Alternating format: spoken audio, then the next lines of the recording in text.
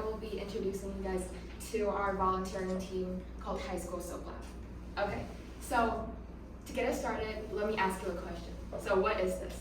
Soap. Yes, okay. We all know that this is a bar of soap, right? But this isn't just a regular bar of soap. It's the bar of soap we would see at hotels at the sink, in the sink, right?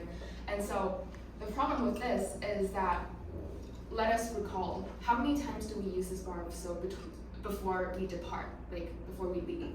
So the average number is not over like 2 to 3 times. Like people use this less than 2 to 3 times and then they leave. So, and the big question is, where do all they go, like after we depart? And the answer is, they get thrown away like trash.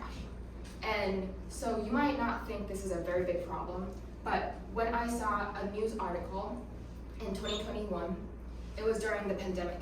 And the article told me and educated me about how these sanitary resources like soap are very treasured in places like Kenya, like Africa, where they don't have these sanitary resources like water, soap to clean their hands.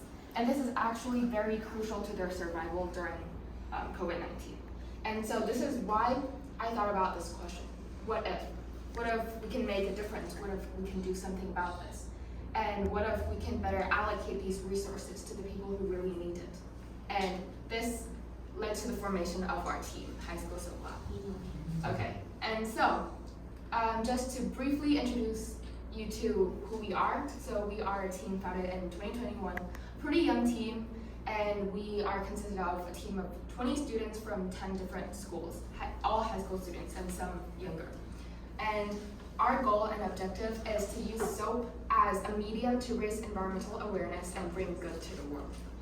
Okay, and so back to the issue we were talking about. The hotel waste soap issue led us to our first ever project called the Re-Soap Project.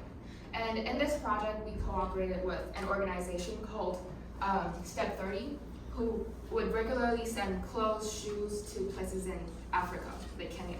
And we cooperated with them and successfully collected wasted soap bars from hotels, processed them, made them into new bars of soap, and sent them to kids in Africa. Okay, so this is our first project. And I want to talk more about what we did in 2021, which is our first year. And all we did was focus on people.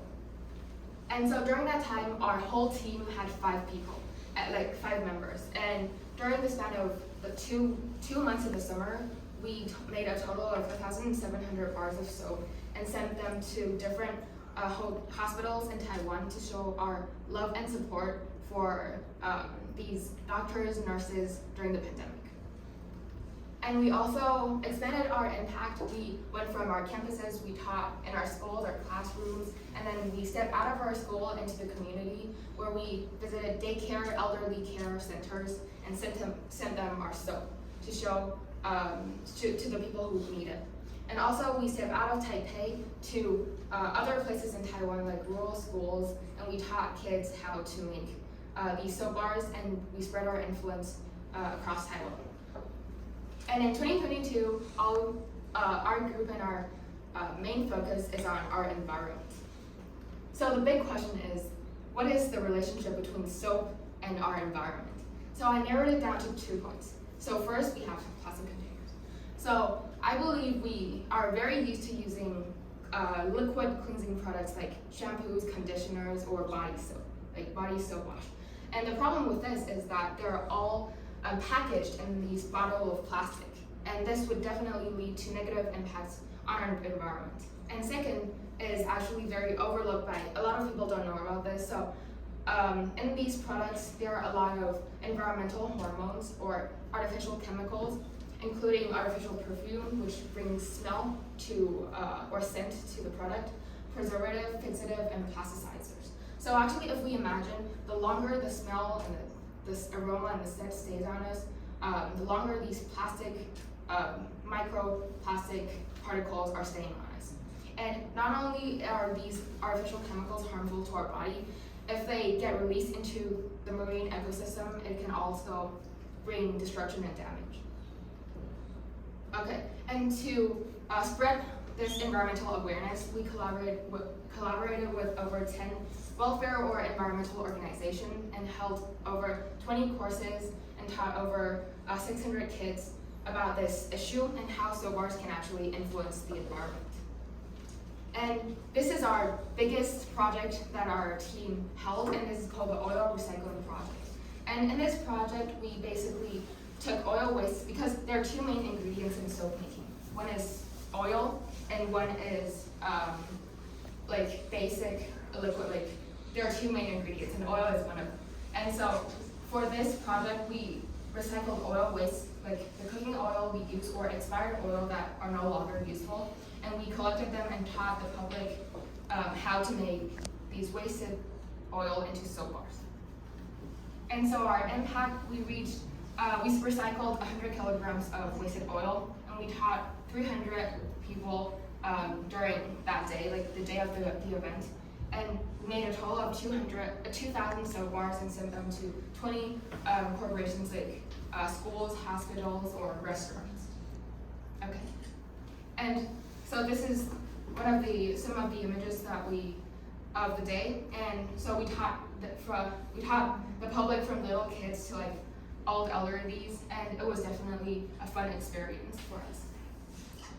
Okay, and of course we value the importance of the people's feedback, and we always gather these feedback through our surveys. And so one of this was actually very surprising when we saw this. This is an elementary school student who wrote about our project in her own journal, which was pretty moving and heartwarming for us, and it definitely inspired us and motivated us to bring forward this action.